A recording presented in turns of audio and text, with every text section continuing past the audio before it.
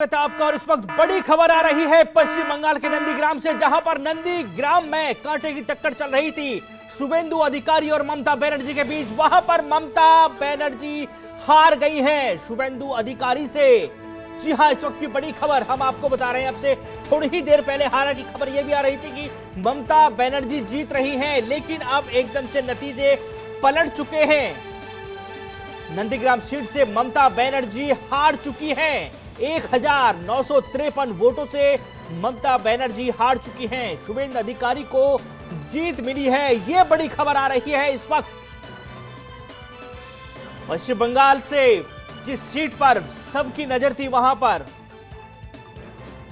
जी बिल्कुल बिल्कुल, ये सबसे बड़ा उलटफेर आज की पूरी चुनाव का सबसे बड़ा उलटफेर है। ये जिस तरह से पहले ममता बनर्जी की जीतने की खबर आई, 1200 वोटों से जीती, इवन वो इसी की साइड तक पे आई हो कि 1200 वोट से ममता बनर्जी जीत गई। उसके बाद अब ये खबर आ रही है 1953 वोटों से ममता की हार।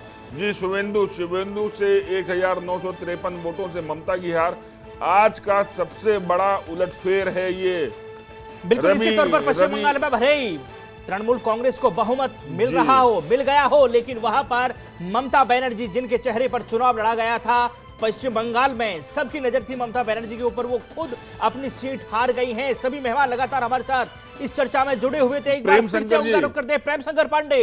ममता बनर्जी नंदीग्राम से चुनाव हार गई हैं, क्या है प्रतिक्रिया आपकी? कोई बात नहीं सर, जो चुनाव में जीत और हार होती रहती है। अगर चुनाव ममता बनर्जी हार गई हैं, जो अभी तक जीत रही थी, उसमें पता नहीं क्या खेला हुआ है, नहीं हम समझ पा रहे हैं। अगर फिर भी अगर ये न्यूज सही है कि शुभेंदु अधिकारी जीते हैं तो उनको हमारी बधाई, लेकिन उससे कोई सरकार बनाने में कोई फर्क नहीं पड़ता है। ममता बनर्जी नेत्री हैं, वही मुख्यमंत्री बनेंगी और वहां सरकार बनेगी। कौन सीट छोड़ेगा ममता बनर्जी के लिए? अरे सर, आप देखते रहिए कौन सीट छोड़, उनके लिए तमाम सीट छूट जाएंगी। एक सीट की बात आप क्या कर रहे हैं? किसी एक सीट से न चुनाव लड़ेंगी, उनके लिए तो मतलब जितने लोग हैं 211 लोग जो जीते हैं, उसमें 211 भी छोड़ने के लिए तैयार रहेंगे उनके लिए। 219 पे आगे चल रहे हैं अभी तो।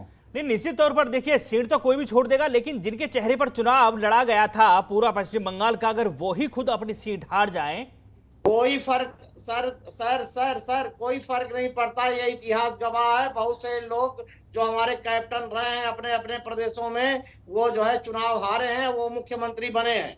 ठीक है, खेमचंद शर्मा उंगली उठा रहे हैं, बताइए सीधा जवाब आपका। कोई नई बात नहीं, कोई नया रिपुटेशन। दीदी को नंदीग्राम में पसंद नहीं किया गया। दीदी को नंदीग्राम से ही सीएम बनाया गया। दीदी की राजनीति भी नंदीग्राम से ही चमकी, लेकिन दीदी ने नंदीग्राम को 10 साल में इग्नोर किया। और शुभेंदु भाई जो वहाँ के लोकल लीडर हैं, वहाँ की जनता के बीच प्रिय हैं, जनता को पसंद करती है, और उन्होंने जीत के दिखाया कि दीदी ऐसा नहीं कि पूरे बंगाल में लोकप्रिय है, उन्होंने बहुत अच्छा कार्य किया है। हम एनालाइज करेंगे कि हमारी सीटें कैसे कम आई, लेकिन भारतीय जनता पार्टी के नेताओं को बंगाल में जबरदस्त समर्थन मिला है। ममता बनर्जी ने बोला है भूल जाइए नंदीग्राम में क्या हुआ, हम बंगाल जीते। ममता बनर्जी ने खुद अपनी हार को स्वीकार किया है, खुले दिल से स्वीकार किया है। सीट को छोड़ के नंदीग्राम गई। एक सिटिंग सीएम का हारना, एक उस नेता का हारना जो पार्टी के अध्यक्ष हैं, पूरे बंगाल में अपना झंडा लेके घूम रहे थे, एक अपने आप में बड़ा मैसेज है।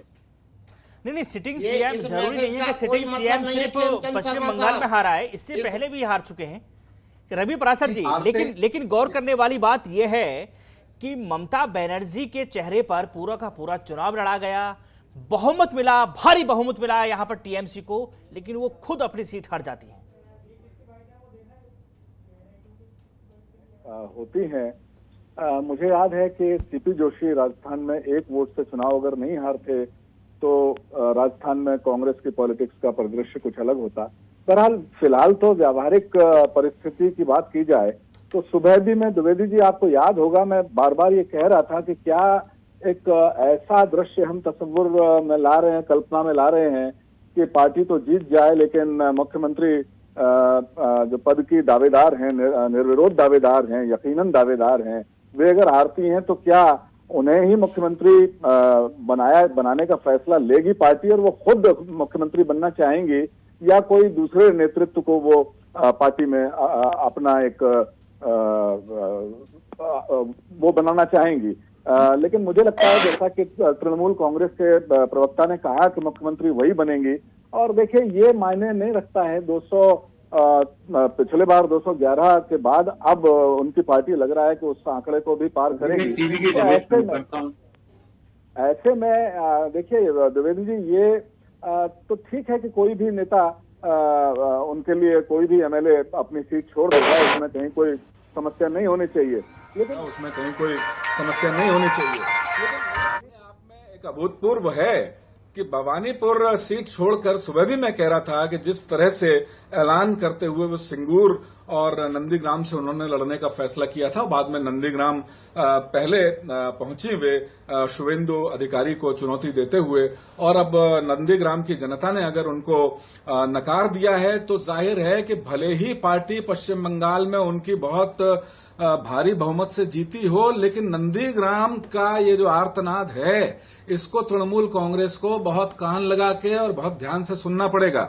ये जो एक उद्योग विरोधी छवि तृणमूल कांग्रेस की है सरकार बनाने के तत्काल बाद, हालांकि फिलहाल तो चुनौती कोविड से निपटने की है और बड़ी चुनौती है, और ममता बनर्जी ने कहा भी है कि सबसे पहली प्राथमिकता कोविड से उनकी लड़ाई है।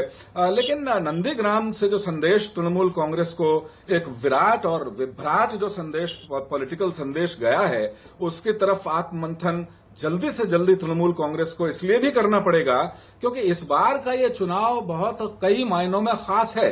देखिए, भारी बहुमत से तृणमूल कांग्रेस का जीत जाना है, ये एक तथ्य है, इसको नजरअंदाज नहीं किया जा सकता। लेकिन पश्चिम बंगाल की राजनीति में 2021 के ये चुनाव एक नई करवट लेके आ रहे हैं, एक नई तरह की पैटर्न लेके आ रहे हैं। अब जो पिछले बार जो लेफ्ट फ्रंट और कांग्रेस मिलकर 76 सीटें जीती थी, कमोबेश वो बिल्कुल सुपड़ा साफ हो गया है, और विपक्ष में अब केवल और केवल भारतीय जनता पार्टी रहने वाली है। ये एक बड़ी परिघटना है, बड़ी सियासी परिघटना है मैं तो कहूंगा, क्योंकि अब वाकई पश्चिम बंगाल की जो सियासत है वो बाइपोलर हो गई है।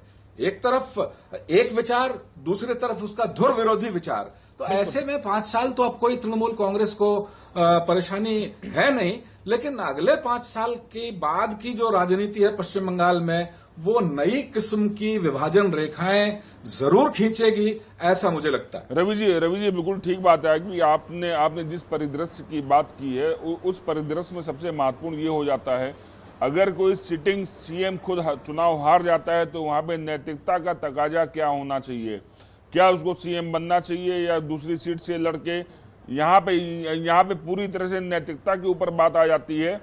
इसलिए मुझे लगता है कि हमको अब इंतजार करने के अलावा कोई है नहीं, क्योंकि पूरा चुनाव ममता के नाम पर लड़ा गया है। तो मेरे ख्याल से जैसा कि प्रवक्ता कह भी रहे हैं वहाँ पे कि ममता ही सीएम होंगी, तो ममता जाहिर सी बात है दूसरी सीट से लड़ेंगी, और नैतिकता के बारे में भी कोई बात करना मेरे ख्याल से बेमानी होगा। खबरों के निष्पक्ष विश्लेषण के लिए सब्सक्राइब करें Jantantra TV and press the bell icon. Never miss any update.